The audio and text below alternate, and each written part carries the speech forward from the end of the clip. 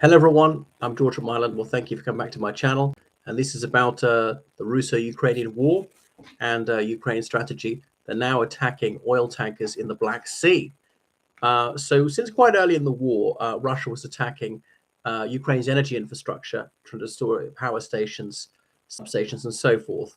So to cut them off from electricity, freeze people to death in the winter. Also, their railways rely on electricity mostly to run, therefore can't move troops and munitions so much, and so much of governance is electricity dependent. So much the economy is. It's hard to do almost any job without electricity these days. Now, for quite some time, Ukraine has been returning the serve, so hitting Russian oil refineries in particular. Remember, oil and gas exports account for easily 30% of Russia's economy. Moreover, Ukraine's allies have reduced their purchase of Russian oil and gas. Look at the European Union, about 40% of its, sorry, 45% of its gas came from Russia before the war began down, is now down to under 20%. They're trying to get it down to zero. I'm going to phase it out for the next few years. Few holdouts, very difficult for it to get Hungary and Slovakia to completely agree. And those are the two countries the governments are most favorably disposed towards Moscow. But just on the 29th of November, some Ukrainian naval drones, they struck two oil tankers. Now, because Ukraine's allies control a huge percentage of the world insurance market, they won't insure a lot of these oil tankers, which are shipping oil and gas out of Russia. Of course, there's some pipelines, famous the Druzhba pipeline, ironically meaning friendship, going across Ukraine. And astonishingly, that was still used by Russia, and Ukraine allowed them to send oil and gas through those pipelines to the European Union.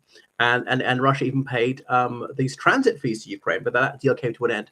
Why on earth did Ukraine allow this? Well, partly because they didn't want to irk their neighbors, Hungary and Slovakia, who were so dependent on it. Now, the European Union could have said, we're not buying a drop of Russian oil and gas at the beginning of the war, so could the USA, United Kingdom, and so on. But there are plenty of other sources of oil and gas, but the price would go up. So they didn't want to wreck their economies. And that was one of the things that Putin was banking on. Another thing is these countries have moved towards renewable energy even faster. And 2022 was more or less Russia's last chance to break Ukraine by threatening to freeze Ukraine's friends into submission in the winter. Russia's lost these oil and gas markets and may never fully get them back. Putin might assume, you end the war, you lift sanctions, they bounce back. Well, these people will be cautious of taking them back. Russia's an unreliable supplier. They found other suppliers who are more reliable at a better price. Russia obviously selling things to China and India at a major discount, but having to send these shadow fleet tankers with little or no insurance and so on, because there might be a disaster, a massive oil leak and things like that. So Ukraine is trying to hit Russia's economy, just as Russia's trying to destroy Ukraine's economy. And that's why they've been doing that. That's been a tactic of war so long as warfare has existed. Now, obviously, one mustn't try to kill civilians, but the people in the tankers, they are civilians. They might get killed accidentally. Then again, you might say, well, they're definitely going to get killed, but that's not the primary objective. Question, is that legal and or ethical? Okay, so kairos, I can't remember what that means in Greek, some ancient Greek word, and virat, both in the Black Sea. So they're both been sanctioned. Because the thing is, if there's a disaster, a huge oil leak or a fire in international waters, and there's no insurance to cover it, then that's going to affect the countries around the littoral or even in the territorial waters of various countries. So these Sea Baby drones are being used. The SBU, that's Ukraine's internal intelligence agency, they've used them as well. So it was quite close to the coast of the Turkish Republic where these attacks took place. And so Turkey dispatched some boats to help put out the fire, to rescue the sailors and so forth. Anyway, so Russia's attacked Ukrainian commercial commerce since the earliest days of the war and so on. And Novorossiysk is, as meaning New Russia, is this Russian port on the Black Sea. And so some oil and gas comes there by pipeline and then is shipped out through the Black Sea, through the Bosphorus, into the Sea of Marmara, the Aegean, the Mediterranean, all around the world, because they've only got so many pipelines going to their markets. And, so the Germans have stopped buying it, that Nord Sea 2 pipeline, Nord Stream, that's been taken out possibly by the Ukrainian special services. The idea being then it does economic damage to Russia. There's less temptation for Germany to lift sanctions to get this cheap gas, because you have to do an awful lot of repair before that's going to happen. So there's a Caspian Pipeline Consortium which includes Kazakhstan, and various Western firms part own it: Shell, Chevron, Mobil, Exxon. So those are American, and Shell is British and Dutch.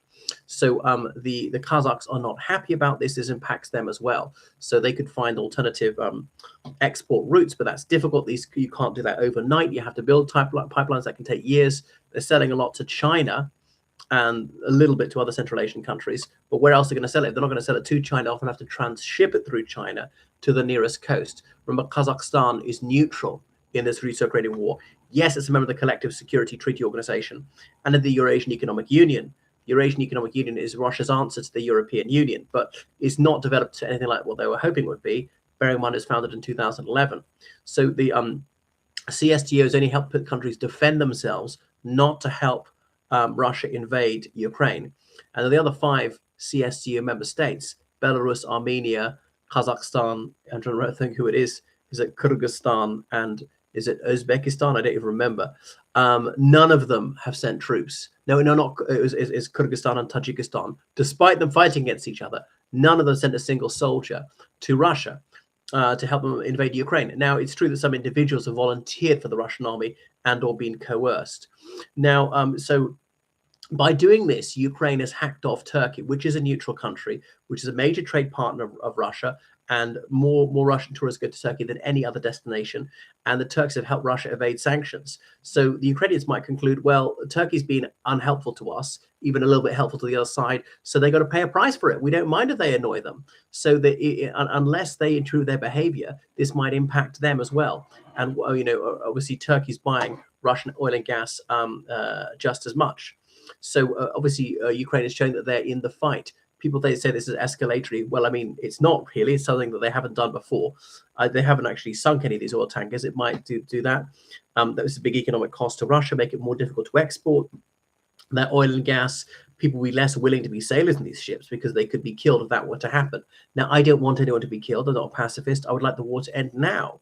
I wish it had never begun. And I recognize who began it. Is Russia invaded Ukraine. Russia is illegally claiming Ukrainian territory. Russia has absolutely no right to a single millimeter of Ukrainian territory.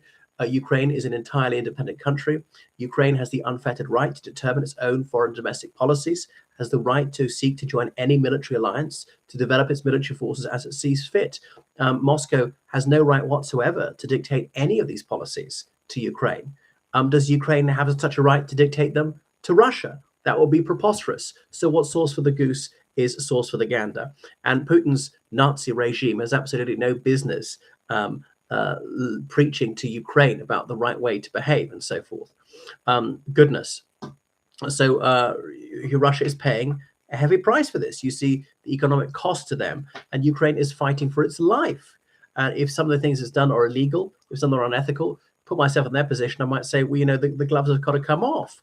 What they've done to Russia is nothing compared to what Russia's done to them, with atrocities such as the Bucha massacre, with wide-scale rape. And if you don't believe me, you can listen in on some of these captured Russian soldiers' telephone conversations bragging about it. You can read some of the reports from Human Rights Watch and so forth, and you can read some of the reports about the monstrous tortures inflicted on Ukrainian prisoners of war, made to stand for hours each day, and they get severely beaten up if they move a muscle. So it couldn't be clearer which side is morally in the right. And obviously the terrible thing is there are millions of good Russians, and good people do evil things. And of course, there will be a few evil people on the Ukrainian side. It is ridiculous to suppose that all the good people are born one nationality, all the wicked ones another nationality. And war can bring out the best in people, can make people see red. Someone you love, he or she gets killed, that might enrage you. You might lust for vengeance and so on. So this is all the Putin regime's fault. There was absolutely no need for them to invade Ukraine. There was not the slightest justification for them to invade Ukraine. They had some sort of dispute. They could have brought it to the United Nations. They're in breach of the UN Charter. Is trying to change a border illegally, but by force is illegal. Threat of force against another country, initiating war aggression. All these things are crimes. Now, you might say that Western countries have done that, and sometimes you'd be correct. None of which excuses anything Russia is doing. All right. Anyway, thanks for watching my channel. Make sure you subscribe on Patreon, PayPal, georgecount79@gmail.com, and do what you can to achieve peace with justice.